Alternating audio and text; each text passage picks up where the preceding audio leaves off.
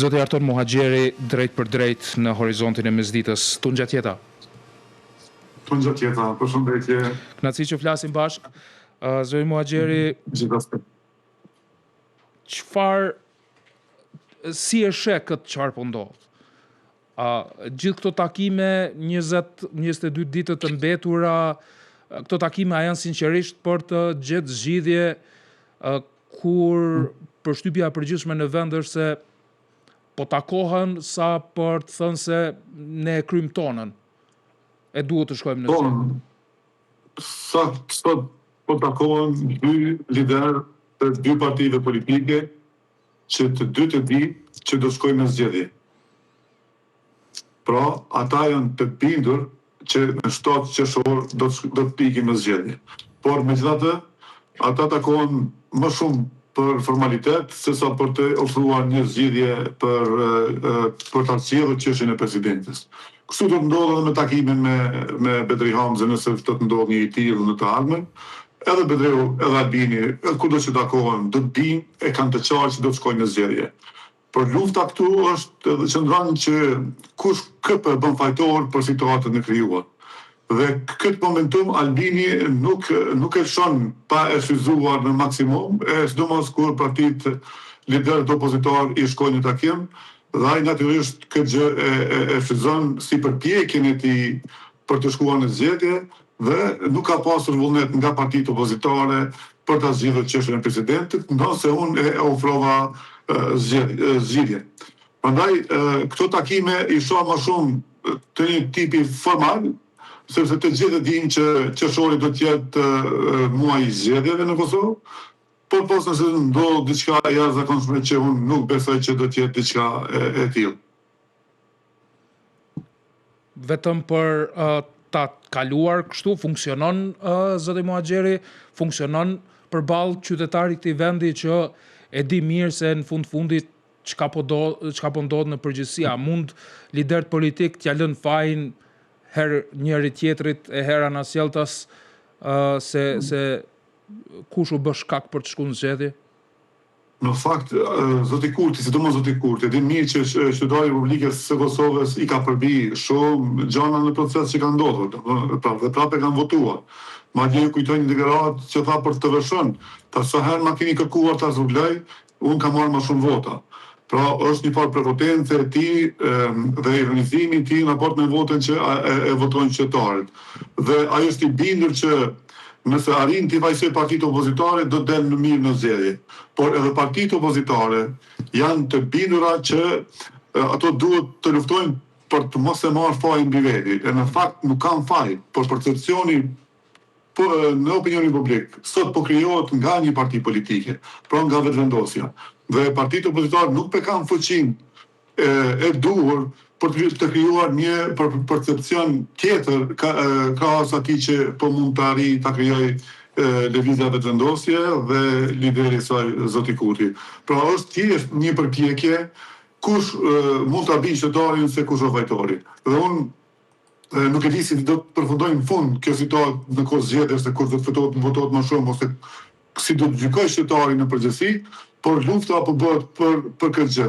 Dhe jam i bindur që ata e kanë të qartë që s'do të ketë zgjedhje presidentit, e sidomos me një person kur dialogun dhe kompromisin pothuajse ishte si të paduhura në politikë, pra ishte si lloj krimi, e që në fakt në politikë dialogu dhe kompromiset janë të domosdoshme për të pasur mundësi të funksionojnë.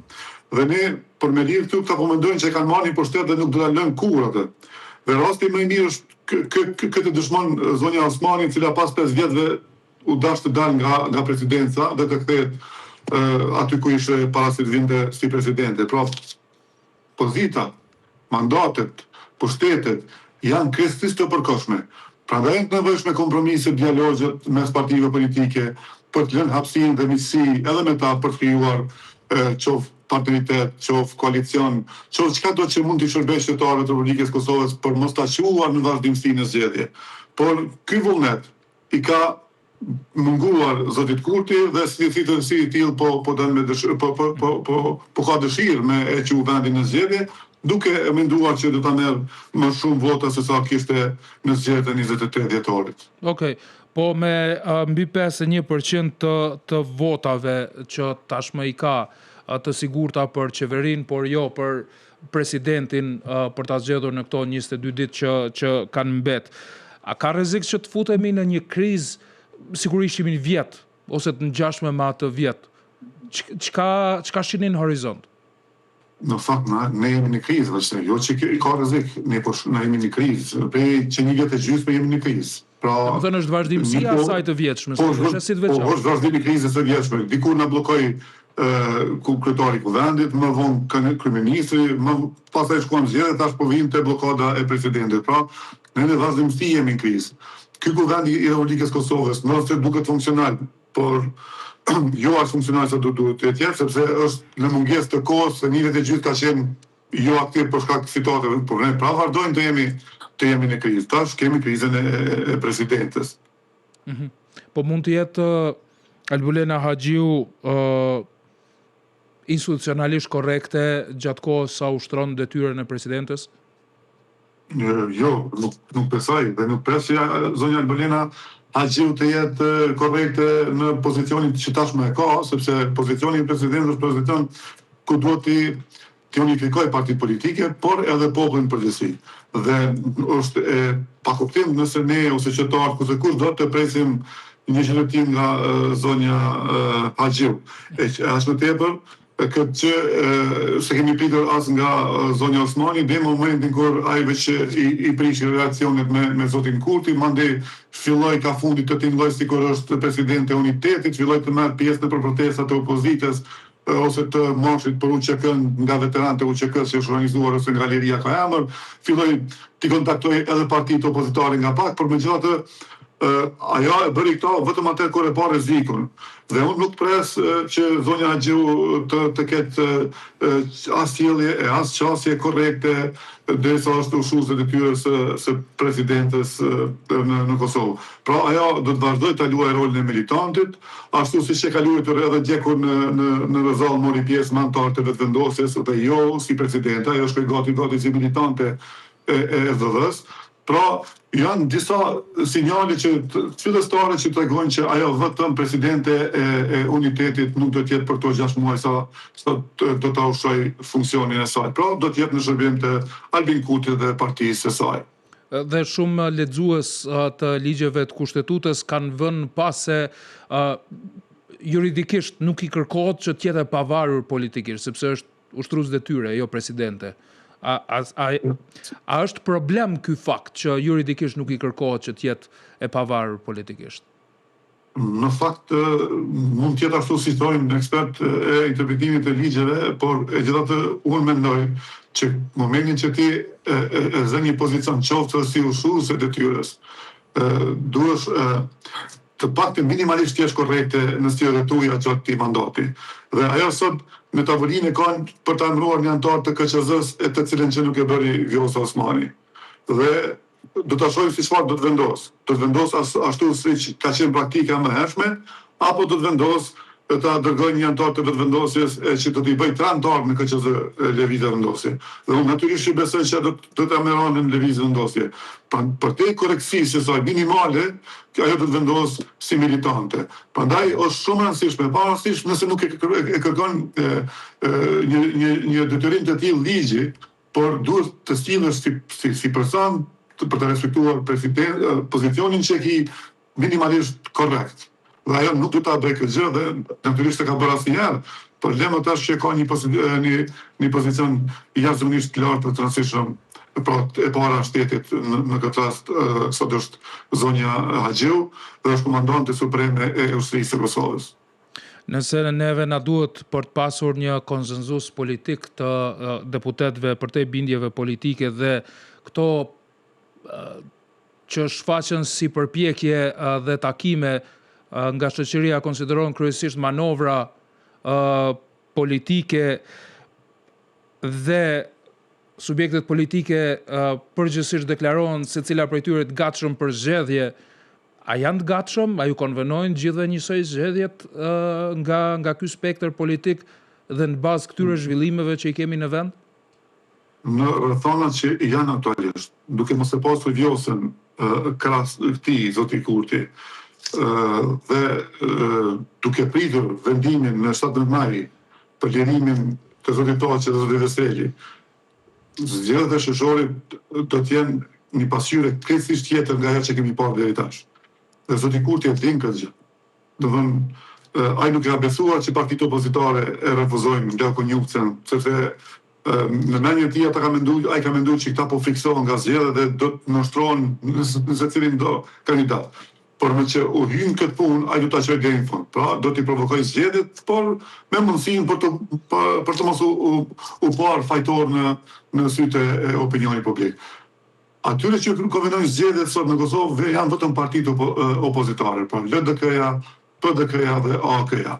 Ashtu siç thuhet dhe ashtu siç ne kemi burimet tona që janë goxha të sigurta, Vjosa Osmani do të jetë pjesë e listës së LDK-s dhe duke qenë pjesë e listës së LDK-s, ajo do ta merr elektoratin të cilin dikur ja ka dërguar zotit Kurti duke qenë pjesë e listës së vetëvendosjes. Pra, përshojmë edhe pritjen e Vjosës në për terren, që sidomos pjesa e grave do ta votojnë shumë Vjosa Osmanin për nëse të futet realisht në listën e LDK-s, pra kjo do ta ndryshoj rezultatin dhe nuk do të jetë ai rezultati i 28 dhjetorit, madje nuk do të jetë as i 9 shkurtit, pra do të jetë hala më poshtë lëvizjen vetëvendosje, nëse këto do të thonë analizat tona dalin ose bashkimet tona dalin të sakta, pra nëse këto ngjarje do të ndodhin, pra Vjosa Osmani LDK, lirimi i Thaqit dhe zotit Veseli e krijon një frymë dhe energji të jashtëzakonshme tek strukturat e PDK-s që i nxit ato të jenë hala më aktive sa ishin deri tash, pra rezultati do të jetë tjetër, nuk do të jetë ky.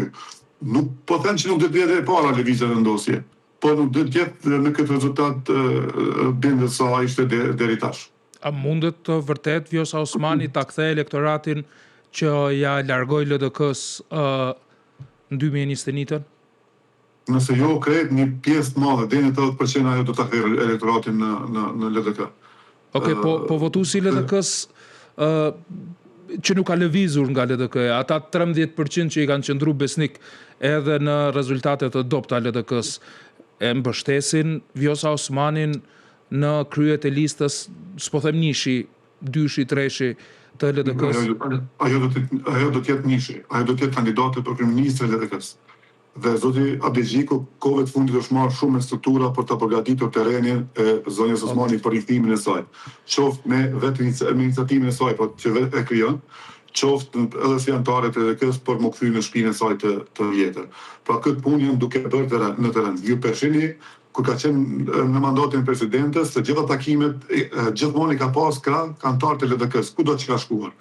Madje në viti që ishte vizita fundit i sekretari i VT-s, pra njëri afërt i zotit Abdexhiku prezant me të, sepse zoti Abdexhiku në këtë kohë duke i hestur në publik, por e ka kriju një rrethanë të re në strukturat e demokratike të Kosovës që të pranohet Vjosa më lehtë nga ky 13% ose strukturat e LDK-s. Pra, ky më 13% është veç votë e strukturës e LDK-s, pra. Kryesisht votë që lehtë e menaxhon në këto situata kur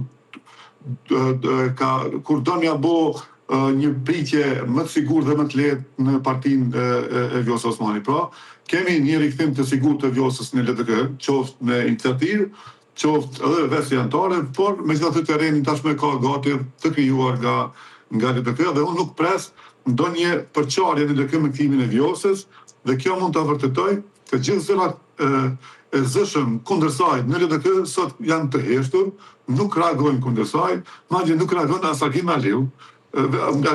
Veliu, nuk reagon as Abdullah Hoti, nuk reagon as Hikmet Bajrami, të cilët potencialisht duhet të dilnin kundër Vjosa Osmani për shkak dëmit që ka bërë partisë. Por megjithatë, ata vazhdojnë të qëndrojnë të heshtur, sepse ata e shohin shpëtimin e LDK-s vetëm përmes Vjosës, sepse në situatën ku ndodhet LDK-ja aktualisht e ka problem me Lumir Abdexhikun dhe me leadershipin që mund ta ketë si lloj rezerve për ta marrë partinë të ardhmen, e ka problem për me u kthyt aty ku ka qenë në zgjedhjet e vitit 2019. A mund të jetë emri Vjosa Osmanit, emri i përmendur si kandidate konsenzuale në këtë takim të Kurtit me Abdi Gjikun, a do t'i konvenonte LDK-s e vetëvendosjes që ta bëjnë edhe një herë Vjosa Osmanin presidente për t'i shmangur zgjedhjet? Në fakt, kapitulli me Vjosën mendoj që është i përmbyllur. Edhe nëse propozojnë nga LDK, Albin Kurti asesi nuk e pranon si presidente konsensuale. Dhe LDK-s këtë rast nuk i konvenon Vjosa Osmani presidente, po i konvenon Vjosa Osmani pjesë e xhirit saj, sepse vetëm kështu mund ta bëjë riktimin. Në momentin kur LDK ka qenë e gatshme për ta mbështetur Vjosa Osmanin me votat që kishin në dispozicion, pra me 15 votat e saj, Albin Kurti ka refuzuar sepse e rriti kuotën. Nga 80 votat e nevojshme, tha duhet ta 75 votat. Pra përtej asaj që ka kërkon edhe kushtetuta por kjo ishte alibi për mos ta bërë Vjosa Osmanin presidente. Dhe unë e shoh si kapitull të mbyllur Vjosa Osmanin si presidente. Pra ajo mund të trajtohet tash tutje vetëm si ish presidente dhe as do të ketë alternativë ose potencial për të rizgjidhur një mandat presidente, sepse tema e Vjosës tashmë është e larguar nga tavolina si emër i mundshëm që të rizgjidhet presidente e Kosovës. Tani, zoti Muhaxheri, vetëvendosje, domethënë koalicioni qeveritar dhe LDK-ja bashk i bëjnë 81 vota, mjaftueshëm për të zgjedhur presidentin që në rundin e parë. Por në bazë të fjalëve të kryeministrit Kurti që i do 80 sigurta, potencialisht 85 vota, më shumë i konvenon PDK-ja. Ku është PDK-n në këtë diskutim të hapur qytetar për mundësitë dhe alternativat? PDK-ja është vërtet që jep siguri zotit Kurti për me të qenë presidentin, po PDK-ja si që dini ka pas kërkesat e veta për të propozuar të dy presidentet vet ajo dhe për ta zgjedhur njërin nga aty. Pra njëri formalisht sa për ta plotësuar kërkesën ligjore dhe tjetri të zgjidhet. Dhe zoti Kurti gjithmonë është trajtuar që ju nuk më keni dërguar emrat. Dhe PDK mendoj që me të drejtë nuk e ka jep emrat, sepse pa u marrë vesh se si do të shkojë procesi, nuk mund t'ipen emrat dhe të bëjnë hajgare me njerëz për emrat e propozuar, ashtu siç është bërë deri më tash me secilin emër të propozuar është janë tallë të gjithë qytetarët. Pra, me të drejtë, me hapat sigurt PDK e ka luajtur lojën e saj për ta bërë një president të tij ose të opozitës, sepse jo domosdo presidenti do të ishte i PDK, sepse edhe kërkesa e zotit Hamza nuk ka qenë që presidenti të jetë domosdo antar i PDK-s, por të jetë i propozuar nga opozita, këtë rast nga Partia Demokratike e Kosovës. Dhe këtë deklarat pastaj zoti Kurti në takimin pas takimit në një deklarim për media keq përdori, tha po e zgjedhni një president partijak sepse ashtu kërkoi edhe Betri Hamza, ne po propozojmë një tonin, edhe po deklarijë vetë dhe kështu po him në gare. Prandaj po them që PDK-ja është në hapa kërkesën e legjitime dhe të sigurta në raport me zotin Kurti. Mirë, zoti Muhaxheri, meqense sot është fest, por duke ditë që qytetari i këtij vendi diskuton shumë haptazi për çmimet, për papunësinë, për mirëqenien, më lejohet të vështrojmë pak hipotetikisht. Çka nëse politika do të fokusohej sinqerisht në zgjidhjen e këtyre problemeve të cilat e preokupojnë qytetarin e këtij vendi? Si do të dukej agjenda politike në Kosovë? Fatkesisht për interesin qytetarëve të Republikës së Kosovës, këto 5 vite, sidomos këtë kohë të krizës, nuk është menduar as pak. Pra, gjithmonë kemi folë për çështje të tjera, por asnjëherë për interesin e qytetarëve të Republikës së Kosovës. Ajo që ka sot po ballafaqon qytetarët e Kosovës me shëtimin e çmimeve, me shëtimin e derivateve, me gjendjen në shëndetësi që është mizerje, në gjendjen në arsim pashtu mizerje, në jetën kulturore, kudo ki mos zhvillim dhe ngecje, për me thonë edhe regres. Pra, kemi një fokus të çështjeve komplete të tjera dhe as vëmendje dhe fokus nuk kemi për çështjet që duhet marrë si qeveri. Po të merri qeveria me problemet që i kanë qytetarët e Republikës Kosovës, natyrisht do ta kishim komplet një agjendë tjetër. Do të kishim rrugë të shtruara, do të kishim shëndetësi më të mirë, do duhej në fakt të ishte kështu. Arsim më cilësor dhe më të mirë. Këto çmimet do të merrin masa për çmimet e derivateve, ku i vetë një shtet në rajon që nuk e ka asnjë masë për ta përballuar çmimin e derivateve, çmim i cili pastaj po shkon në zinxhir për të shojtuar edhe produkte të tjera dhe kur dihet se paga mesatare në Kosovë është diku 600 euro, jo më tepër. Pra, askush nga partitë politike, domos është kjo mandat i qeverisë, natyrisht, po opozita ka rolin e saj për të ngritur problemet, për të trajtuar çështjet, për të bërë të mëdha ato në kuvend, për të folur për to në kuvend, e që në pak desa s'ka pas as kuvend, s'ka pas as komi fol përmes rrjeteve sociale dhe përmes konferencave për media, po këto janë të pamjaftueshme për të vënë në pak të gjitha problemet e Republikës Kosovës në mungesë të kuvendit, dhe kemi pas një qeveri që ajo ka heqë dorë për të shërbyer qytetarëve të Republikës Kosovës. Pra ajo ka vetëm interesin e saj dhe sa më shumë të funksionojë kështu pa kontrollin e kuvendit dhe pa ndonjë kontroll eventuale nga mekanizmat shtetëror. Pra ne ajo që ka po shohim kohëve të fundit, kemi një dorëheqje të qeverisë për të shërbyer qytetarëve. Vetëm qytetarëve kjo qeveri nuk po shërben, sepse po të shërbente sot në këtë kohë krize, në këtë kohë ku çmimet janë alarmante, do të merrte masa për derivatet, çmimin e derivateve. Dhe ajo sot çka po bën është vetëm po na tregon se sa po janë çmimet në treg, thotë ne nuk pidim çmimet, thotë ne nuk dimi lexojmë numra. Pra asnjë masë nuk e merr. Pra vetëm na thotë sot është çmimi 1.86. Se ne nuk e shohim, na jemi mbet me na tregu qeveria çfarë çmime ka, pra mongu i ka mbet vetëm me na tregu parashikimin e motit. Do të thonë në nivel të ulët e ka pru menaxhimin, qeverisjen, kjo qeveri është tashmë mund të tallemi me nivelin e qeverisjes, ndonse qytetarët e Republikës Kosovës janë duke e paguar rënd në korrizin e tyre të gjithë këtë keq menaxhim që po vjen nga ana e qeverisë së Republikës së Kosovës. Zoti Magjeri, e di se do të kemi mundësi sërish të flasim dhe të vështrojmë me analizë gjithsesi ato që ndodhin ose që nuk ndodhin. Faleminderit shumë për sot. Faleminderit edhe ju. Respekt. Me shumë graci.